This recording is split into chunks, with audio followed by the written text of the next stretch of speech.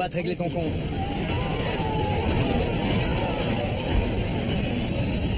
T'es mort.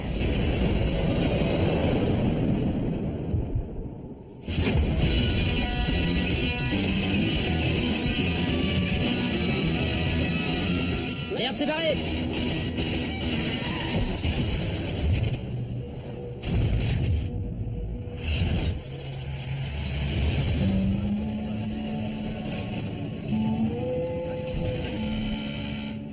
Je m'appelle Harold Laird. Au moment de mon évasion, j'avais 26 ans. Je suis en tôle depuis l'âge de 16 ans. J'ai tué 2 personnes et j'ai été condamné à perpète. 35 ans de prison ferme. Ici, c'est ce qu'il y a de pire.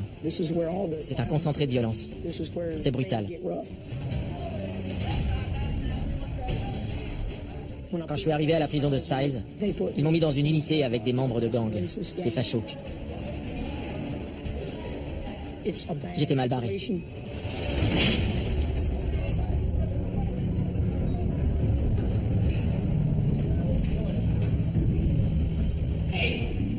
Hey mec, c'est quoi ton rang?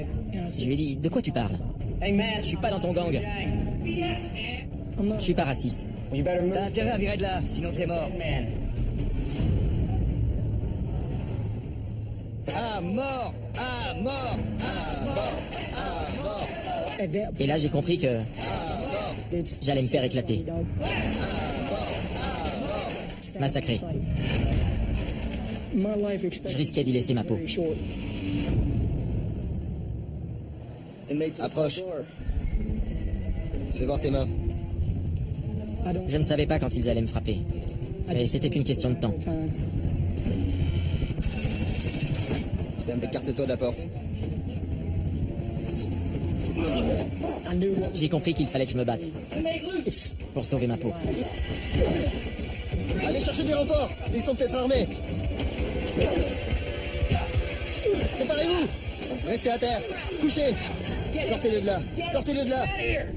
Toi, bouge pas. C'était vite vu. Soit je butais un mec, soit je me faisais buter.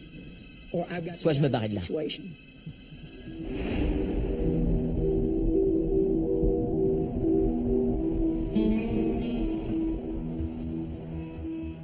Mais ça allait pas être facile.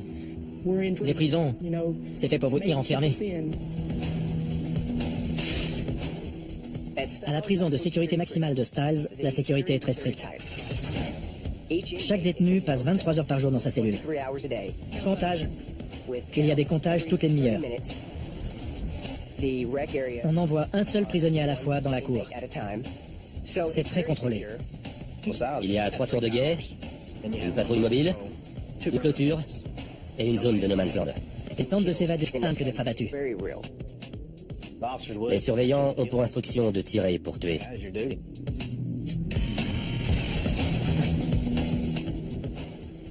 J'ai commencé par me dire que j'avais peu de chance d'y arriver. Mais ensuite, j'ai remarqué un truc.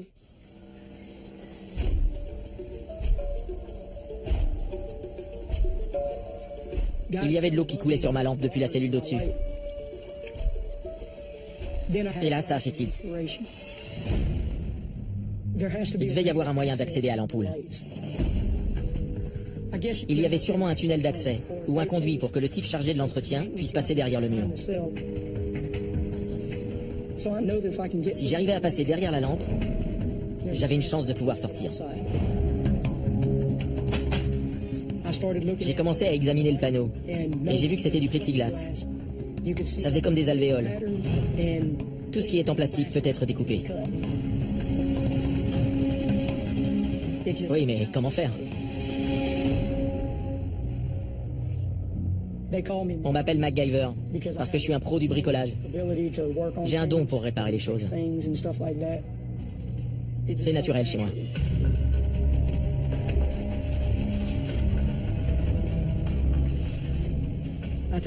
J'ai arraché un bout de fil pour voir si j'arrivais à couper avec. Je l'ai testé sur un gobelet et le fil a entamé le plastique. Je me suis dit, ça va marcher.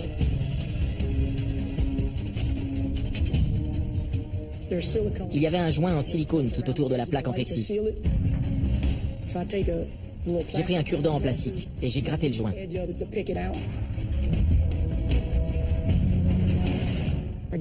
J'ai enlevé tout le silicone autour du cadre. J'ai enlevé le panneau diffuseur. Mais il y avait une deuxième plaque en plastique très épais. Et j'allais devoir la découper. J'ai pris du fil, je l'ai torsadé pour former une ficelle solide. Et je l'ai glissé derrière la plaque. Puis je l'ai fait rentrer tout le long du bord supérieur jusqu'à ce qu'il passe derrière. J'ai pris un bout de drap, je l'ai attaché au fil, j'ai fait passer le drap derrière, puis j'ai commencé à faire un mouvement de va-et-vient pour entailler le panneau.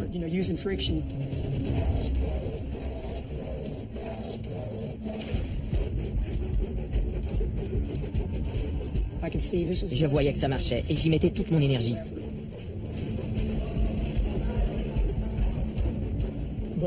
Mais j'avais peur de faire du bruit.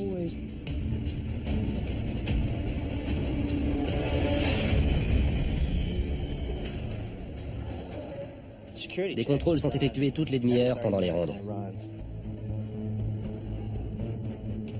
On garde toujours à l'esprit qu'ils essaient de contourner le système dès qu'ils en ont l'occasion.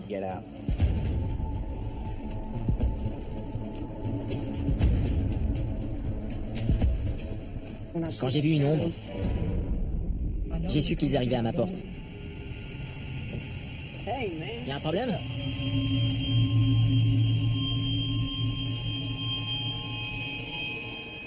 S'il entrait, c'était mort.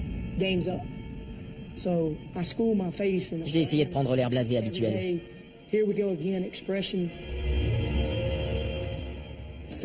J'avais le cœur qui battait à fond et la bouche toute sèche.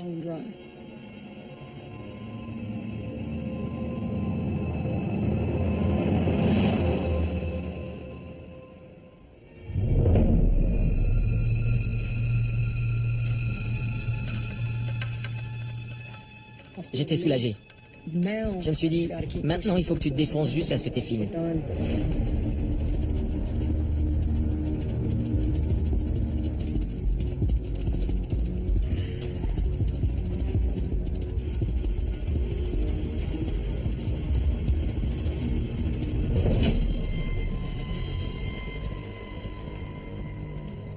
Au bout de plusieurs heures, le panneau a cédé.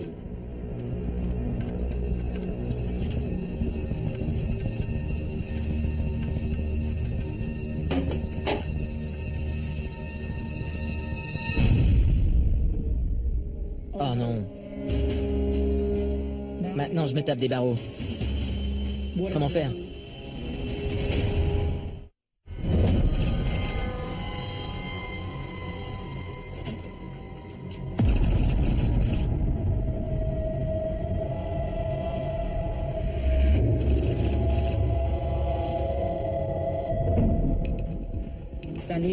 Il fallait que je trouve un moyen de les couper. Mais sans outils, ça allait être extrêmement dur. C'était des barreaux en acier doux. Et j'ai réalisé que je pouvais sûrement trouver un objet plus dur qui me permette de les couper. Il y avait sûrement de l'inox quelque part dans le conduit. C'était forcé. J'ai remarqué qu'il y avait un collier de serrage, comme ceux qu'on trouve sur le radiateur d'une voiture. En le coupant en deux, je pouvais l'utiliser comme lame de scie. Le problème, c'était de l'arracher. Mais j'ai trouvé une astuce. J'ai pris un magazine et je l'ai roulé sur lui-même. J'ai formé plusieurs rouleaux et je les ai attachés ensemble pour faire une canne à pêche. J'ai accroché un bout de fil à l'extrémité de la canne, puis j'ai mis une boulette de papier toilette humide au bout du fil. J'ai commencé à faire un mouvement de balancier. J'ai fait aller et venir la boulette comme dans la pêche à la mouche, en essayant de la faire passer derrière le tuyau. C'était pas de la tarte. Mais j'ai continué. Et j'ai fini par avoir de la chance. Une fois le fil de l'autre côté, je l'ai chopé avec la canne et je l'ai ramené vers moi.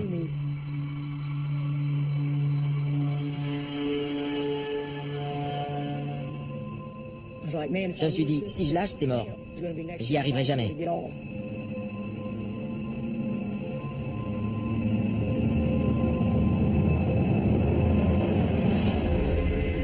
Quand je l'ai attrapé, j'étais trop content. J'avais pris mon temps et j'avais réussi à faire passer le fil derrière.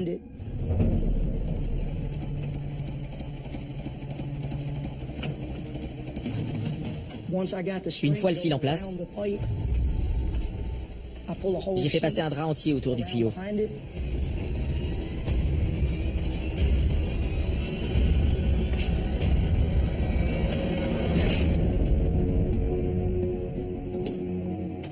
Je l'ai attrapé à travers la grille et je me suis dit, super, je vais pouvoir franchir une barrière de plus. J'ai pris le collier, je l'ai détordu, puis je l'ai coupé en deux sur toute la longueur. Je la tenais ma lame de scie. J'ai commencé à scier les barreaux. C'est un travail très physique.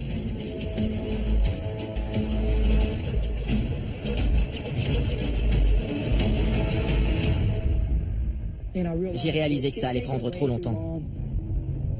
Les surveillants n'allaient pas tarder à passer devant ma cellule. La porte de la section était contrôlée par une serrure électrique. Quand elle s'ouvrait, ça faisait un... et un clic. Je l'entendais depuis ma cellule. Et donc je savais quand un surveillant allait venir.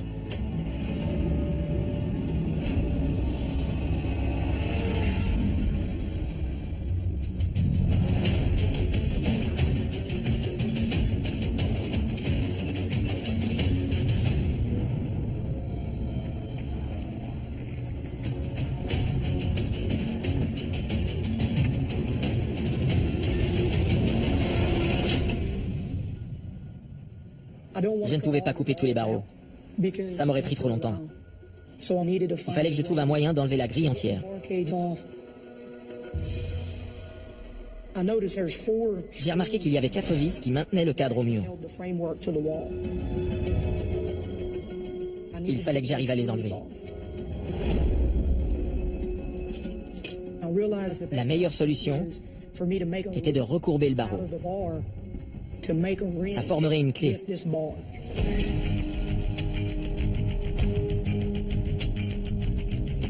J'ai positionné ma clé autour de l'écrou. Ça rentrait pile poil. J'étais super content.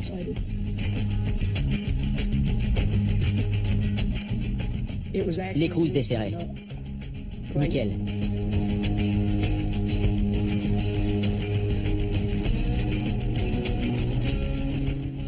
J'ai enlevé les 4 boulons. Enfin, j'avais accès à la canalisation. Le cadre était lourd et je voulais pas faire de bruit. Je l'ai dégagé et je l'ai appuyé contre le mur.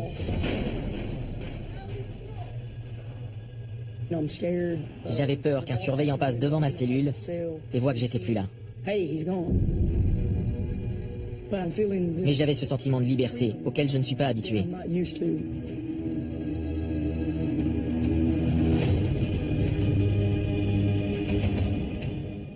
J'ai vu que j'allais pouvoir passer. Ça allait être serré, mais ça passait. Et là, ce que je craignais le plus est arrivé.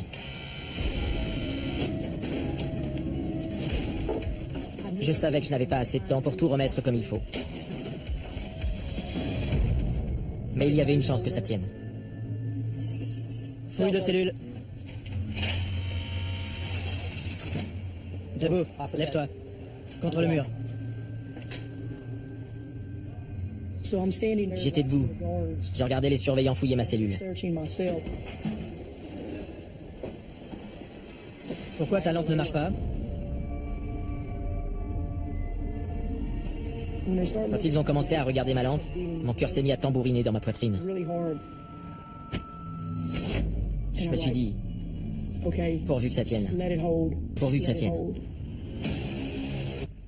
J'étais terrorisé à l'idée que ça lâche. J'étais nerveux, mais je ne laissais rien paraître. Il fallait que je me contrôle. Il fallait pas que je leur montre ma nervosité. Je me disais, ça y est, on y est. S'ils découvrent ça, c'est mort. Mon travail était bien caché. Mais j'avais peur que le panneau bascule. S'il basculait, j'étais foutu.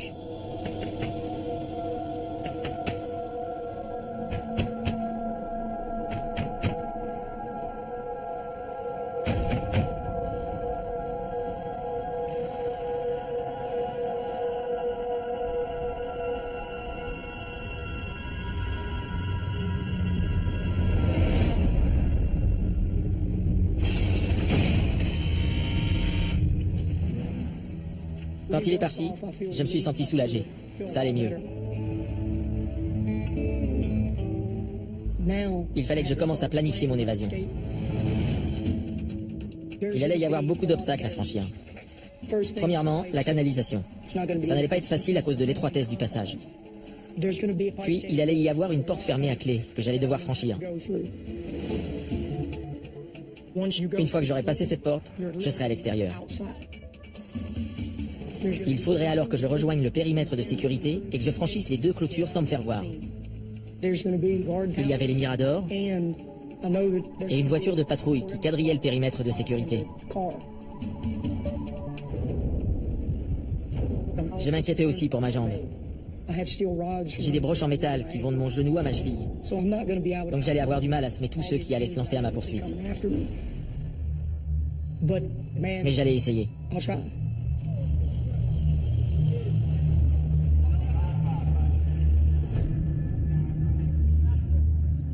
1 heure plus tard, je suis sorti dans la cour. Et tout à coup, T'es mort, tu m'entends? mon voisin s'est mis à m'insulter. Il m'a dit, T'es mort, on va te buter. on va te faire la peau, tu vas y passer. T'as pigé? Il m'a dit qu'ils allaient passer à l'attaque le lendemain. Le premier qui te croise, il te règle ton compte. Ils allaient attendre la fin du petit déjeuner pour agir.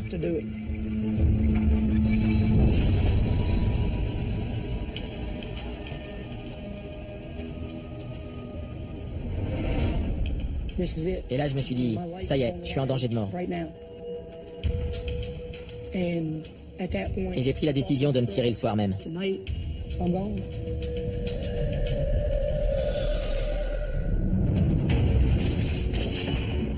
À ce stade, soit je partais, soit je crevais. Donc j'ai tout préparé. J'ai pris une couverture en laine.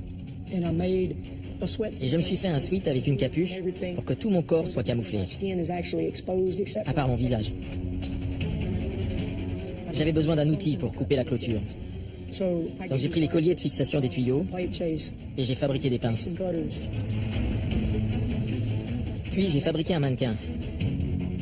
J'ai fait une petite boule en papier et j'ai mis des cheveux dessus. Ça ressemblait à une personne en train de dormir. Les matons n'allaient pas tarder à venir. Il fallait que je me dépêche.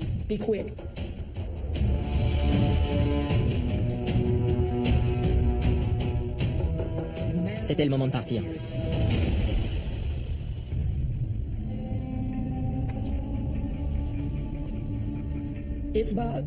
Il était 3h45 du matin quand j'ai grimpé dans la canalisation. J'étais nerveux et pas très à l'aise, parce que je savais qu'à partir de là, il fallait que j'avance. Je ne pouvais pas revenir en arrière.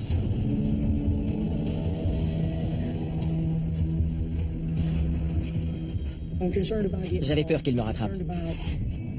Pendant que j'étais dans la canalisation, je pensais à tout ce qui pouvait mal tourner.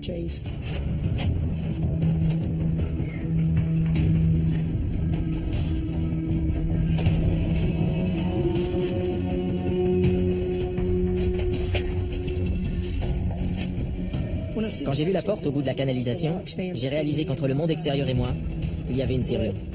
Mais c'était pas ça qui allait m'arrêter. Il fallait que je passe coûte que coûte. Je me suis servi de la lame de scie pour dévisser les vis.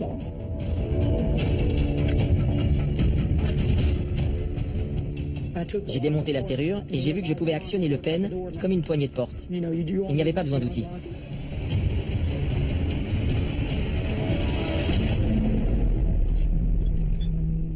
Je l'ai juste entrouverte pour inspecter les alentours.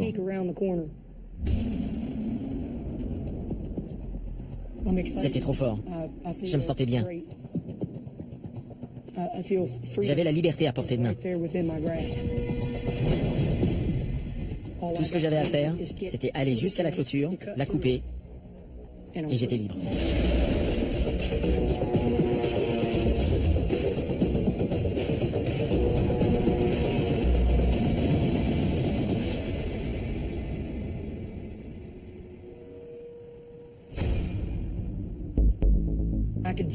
Je voyais très bien l'homme dans le mirador. J'avais la trouille. J'étais inquiet. C'était lui qui avait le flingue.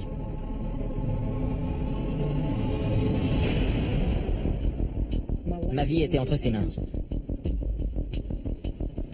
Mais c'était trop tard pour reculer. Alors j'ai couru jusqu'à la clôture.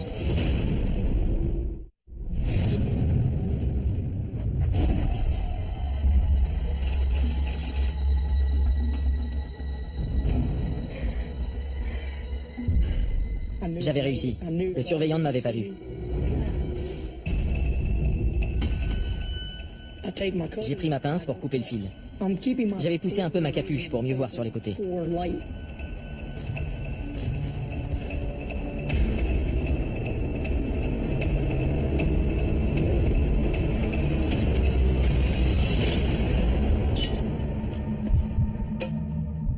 non. Comment je vais faire? Je voulais pas escalader la clôture à cause de ma jambe, mais j'avais pas le choix.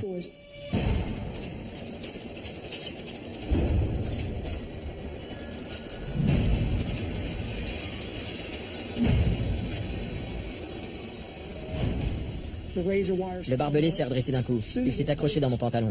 J'ai eu le réflexe de ne pas tirer pour ne pas le déchirer. Je l'ai décroché doucement et j'ai continué.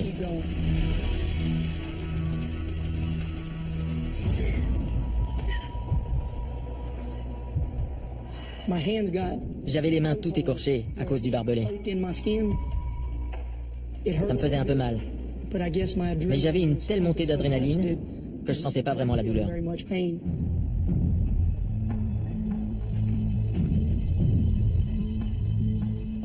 Je me suis redressé. J'ai commencé à escalader la deuxième clôture.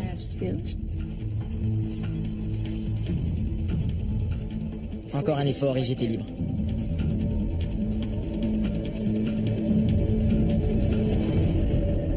J'ai vu une lumière qui s'approchait. J'étais à découvert. J'étais obligé de faire ce que j'avais vraiment pas envie de faire. Sauter.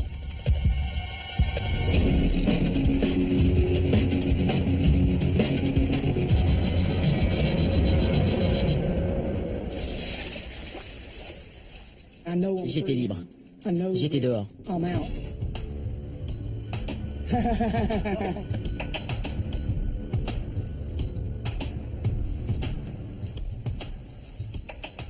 Je passais dans le couloir quand un détenu est venu me voir. Il m'a dit qu'un détenu n'était pas dans sa cellule. T'es sûr? Il m'a donné le numéro.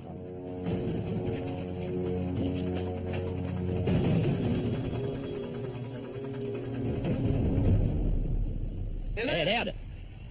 J'ai regardé et je n'ai rien vu bouger. Merde, fais pas l'imbécile! Ouvre!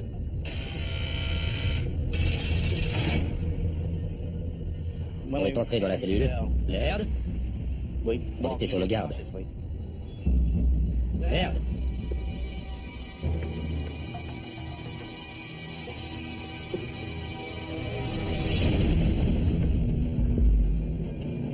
Quand on soulève la couverture et qu'on voit un mannequin en plastique, on a du mal à y croire. Merde, c'est barré! On imagine le pire.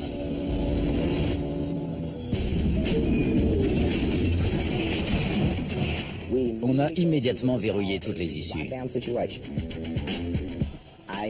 Je suis sorti et je suis allé directement à la clôture pour voir s'il y avait des fils coupés ou quoi que ce soit d'anormal.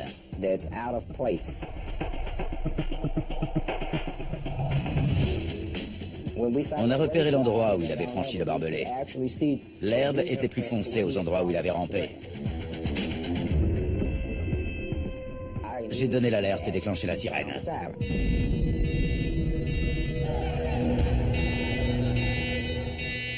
On a contacté la police d'État et la police locale.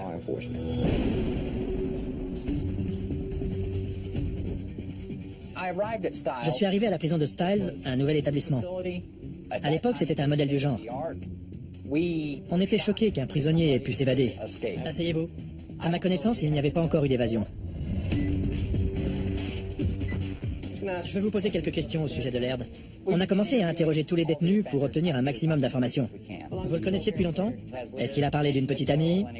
Non. D'un endroit particulier? Non. Est-ce qu'il a des amis? Non. De la famille? Non. Est-ce qu'il communiquait avec les autres détenus? Non. Il était solitaire.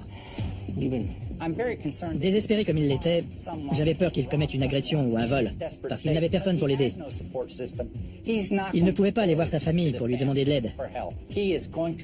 Il allait devoir voler et tuer pour rester libre.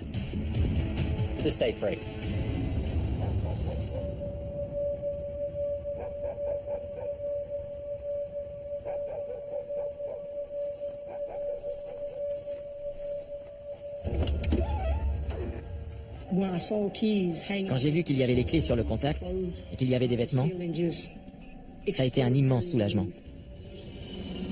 Je me disais, t'as un bol incroyable. Je me suis assis au volant. Mais j'étais plus aussi confiant. J'avais un gros problème. J'avais jamais conduit.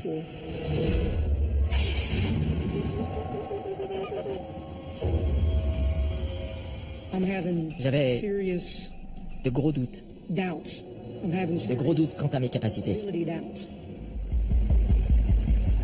J'avais encore jamais tenu un volant. Et il fallait que je recule, avec plein d'obstacles autour. Sans rien heurter. Comment j'allais faire?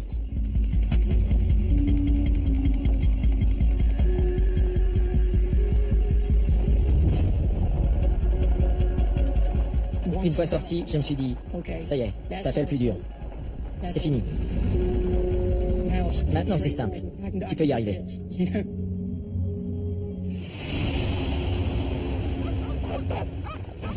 Une grande chasse à l'homme a été lancée au petit matin pour retrouver un homme condamné pour meurtre, Harold Laird. Les chiens pisteurs sont capables de détecter une odeur, et on a pu s'assurer qu'on était bien sur la bonne voie. Je peux vous poser quelques questions? On arrive à une caravane. Un type en sort. Il se rend compte que sa camionnette a disparu. Et il a une carabine avec 122 cartouches à l'intérieur. À partir de là, on passe au niveau d'alerte supérieure. Le fugitif a un véhicule avec une arme et plein de munitions. J'ai besoin que les marshals diffusent un avis de recherche. Un avis de recherche national est lancé. Le suspect s'appelle Harold Martin Laird. On transmet l'ensemble des informations qu'on possède dans tout le pays. Homme blanc, 26 ans, numéro de plaque GMC 1500. Le suspect disposerait de 122 cartouches et d'un couteau. On est déterminé à trouver Laird le plus vite possible.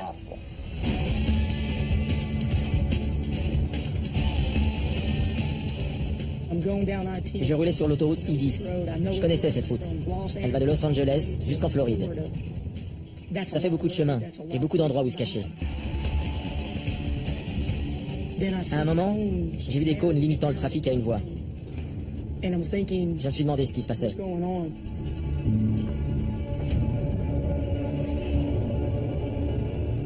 Il y avait un flic. Il inspectait l'intérieur des voitures. Et là, je me suis dit, t'es foutu.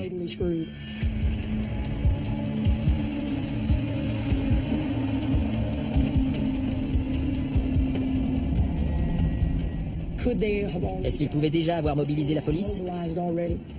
Je savais pas. Je savais pas combien de temps ça prenait.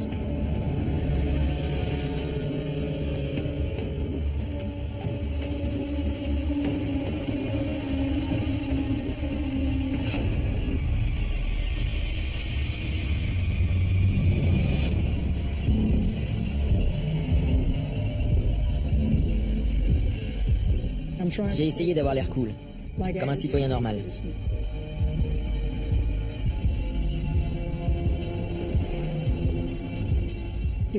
J'étais paniqué. Je transpirais et mon cœur battait à 100 à l'heure.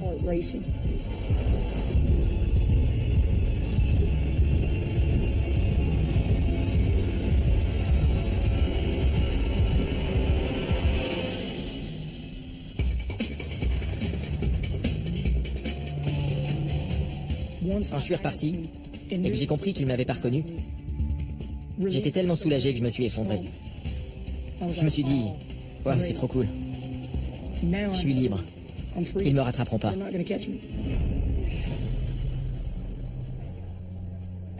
À ce moment-là, j'ai vraiment compris qu'il était parti.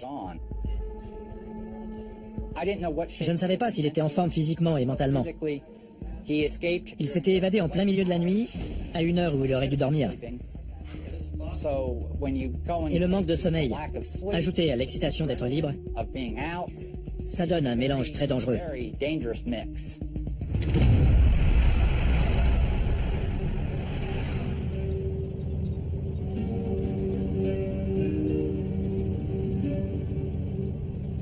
Quand je suis arrivé dans le Mississippi, j'étais épuisé. J'étais tellement crevé que j'étais pas loin de m'écrouler. Ça faisait plus de 24 heures que je m'étais évadé. J'avais pas dormi et j'en pouvais plus.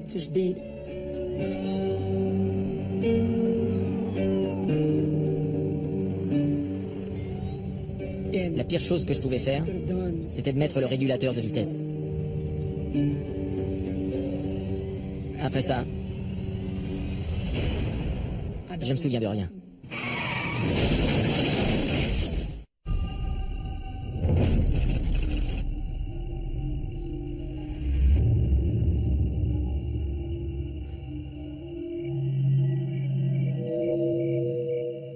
Quand je me suis réveillé, la voiture était arrêtée dans l'herbe.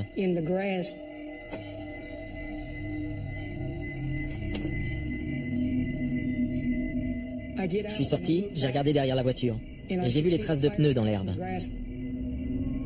J'ai réalisé que j'avais une chance incroyable. J'étais pas blessé.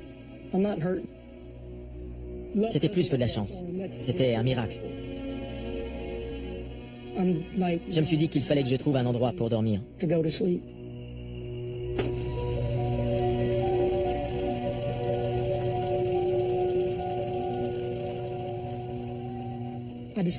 J'ai décidé de m'arrêter à une aire de repos. Je me suis garé.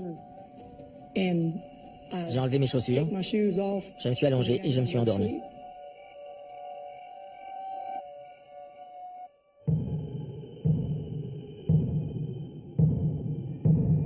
Quand je me suis réveillé, je savais plus où j'étais. Hey, oh! J'ai senti qu'il y avait un problème. Réveillez-vous! Je me suis concentré.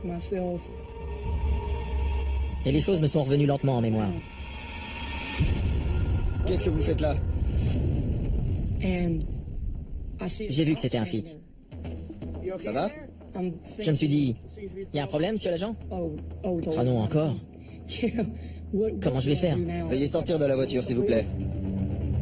Ok. Ça va être difficile. Je suis sorti. J'avais même pas mes chaussures. Je lui ai dit que j'allais voir ma sœur qui était à l'hôpital. Et que j'avais conduit trop longtemps. Vous avez une pièce d'identité? Un instant. Je lui ai montré le permis que j'avais trouvé dans la voiture. Ça me ressemblait un peu. Mais c'était un Mexicain. Ce n'est pas vous. J'ai dit, si, c'est moi. C'était quand je travaillais sur les plateformes pétrolières dans le golfe du Mexique. C'est bête, mais Restez là. Ne bougez pas. il est allé contrôler le permis. Officier Jordan à Centrale. Je me suis demandé si j'allais m'en tirer sur ce coup-là. Est-ce que mon bobard allait marcher? C'est un permis du Texas. Prénom Juan. Nom Hernandez. Au Texas. Ça prenait trop longtemps. Bien trop longtemps. Et je me suis dit, si je cours, ce type est vieux et gros. Je peux arriver à le semer. C'est ma seule chance de m'en tirer.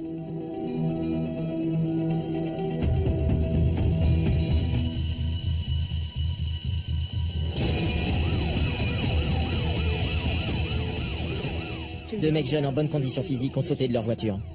Vous êtes en état d'arrestation. Je pouvais pas les semer.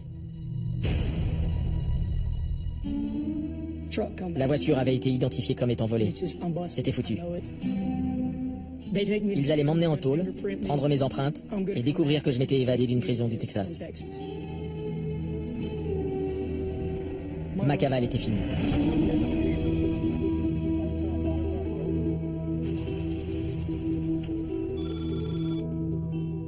J'étais soulagé d'apprendre qu'il avait été capturé. Je me mets en route. À tout à l'heure. En fin de compte, Laird a été très fort pour s'échapper de sa cellule, mais il n'avait aucun plan. Il n'a pas su rester libre.